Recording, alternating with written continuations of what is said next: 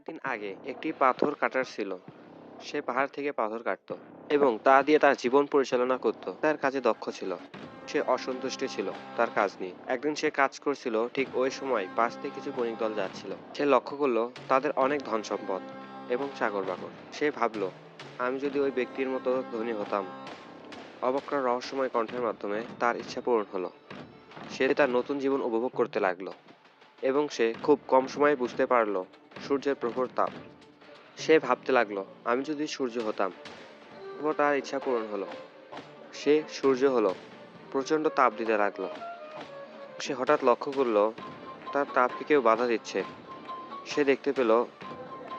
সে ভাবলো, আমি যদি মেঘ হতাম। এবং একসময় সে বুঝতে পারলো পৃথিবীতে পাহাড়ের চেয়ে শক্তিশালী কোনো বস্তু নেই। এবং সে ভাবতে লাগলো, আমি যদি পাহাড় হতাম। এবং আবারও তার ইচ্ছা পূরণ হলো। সে পাহাড় হিসেবে অজয় মনে করলো। কিন্তু হঠাৎ একদিন সে বুঝতে পারলো একটি অবিরাম শক্তি তাকে ভেঙে ফেলার চেষ্টা করছে। সে দেখলো একটি পাথর কাটার এবং সে তার ভুল বুঝতে পারলো এবং সে তার পেশাকে গ্রহণযোগ্য বলে মেনে নিল। তাহলে মোরাল অফ দ্য স্টোরি, সত্যিকারের সুখ সেইখানে যেখানে অন্যের ক্ষমতার সাথে নিজেকে তুলনা না করে নিজ ক্ষমতাকে উপলব্ধি করতে পারা।